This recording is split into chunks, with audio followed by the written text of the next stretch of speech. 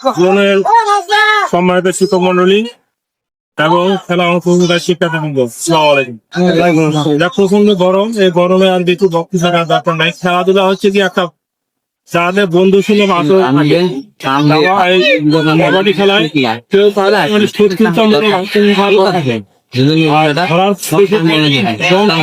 ধরে আসো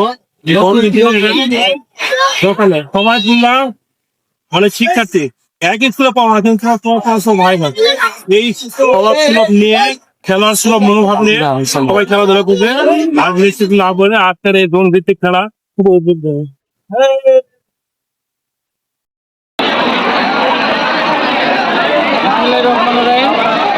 আমাদের যেহেতু বছরে একবার খেলা হয় তাই না, এটা সচরাচর আমরা কিন্তু যেমন খেলি এটা কিন্তু প্রায় বিলুপ্তির পথে, এটা কিন্তু আমরা আর খেলি না তাই না। এখন সরকারি বিধি মোতাবেক কিন্তু বছরে একবার আমাদের আসে খেলতে হয়। অনেক নিয়মকানুন আমাদের জানা আছে, অনেক নিয়মকানুন জানা নেই। বিশেষ করে গ্রাম অঞ্চলে এটা কিন্তু একটা যে আইন আছে, আইনের বই আমার কাছে আসছে, আইন ছাড়া কোনো খেলা হচ্ছে না। তো গ্রাম অঞ্চলে এখন ওরা কিন্তু আইন বুঝে না, এখন সচরাচর বলে হ্যাঁ এটা হলো কেন, এটা হলো কেন, তাই না। কিন্তু আমরা তো আইন ছাড়া চলবো না। যেমন গতবার আমরা খেলেছিলাম, একজন দোকানদার বড় ভাই বললো যে এটা কেমন খেলা হলো, সবাই কিন্তু আউটডোর চলতে একবারে খেলা পাচ্ছে, মানে খেলা শেষ, কিন্তু এটা কি সময়ের খেলা না, সময়ের খেলা। যদি সবগুলো আউটডোর যায় 2 পয়েন্ট অর্থাৎ 2 পয়েন্টের বিনিময়ে আবার তাই না।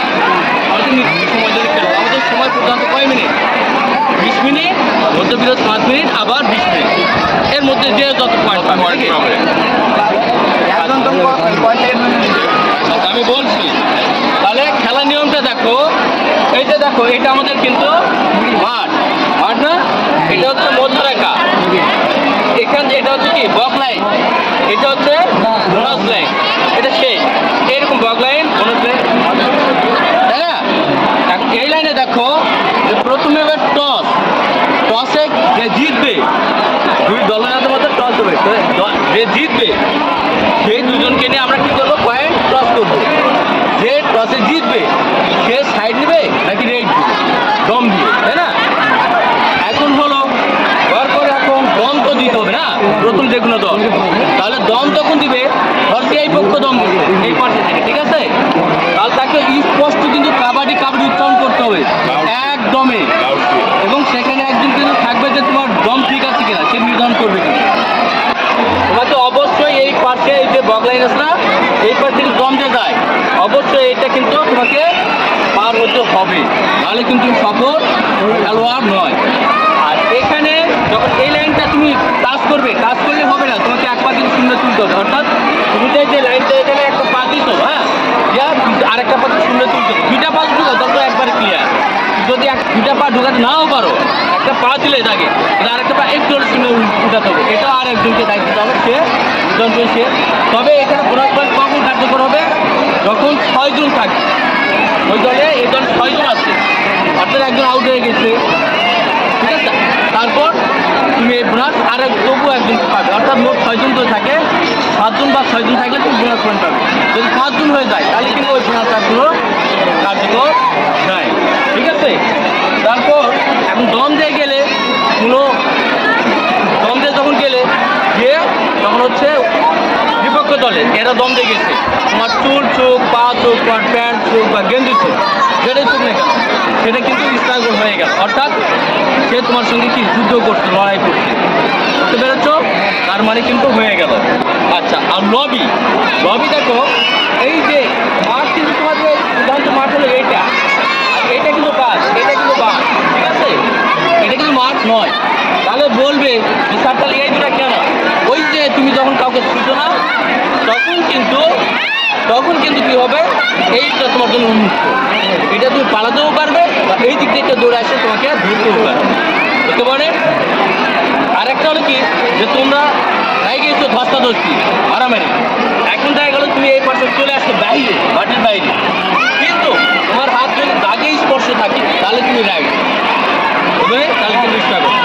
আরেকটা হলো কি যে কারেন্ট শট দেখো না, একজন যখন কারেন্টে ধরে আরেকজন চলে কি হয়, যতজন সবাই আক্রান্ত হয় না, এরা দম দিয়ে গেছে, হ্যাঁ তোমরা ওকে ধরছো, 3-4 জন ওকে ধরছো, আরও কোনোভাবে মধ্য হাত দিচ্ছে মিডিলে, তাহলে কি হলো যতগুলো দিয়েছে ততগুলো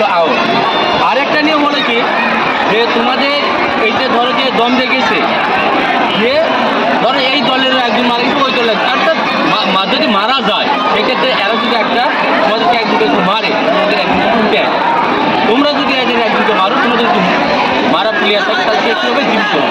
বুঝতে পেরেছো?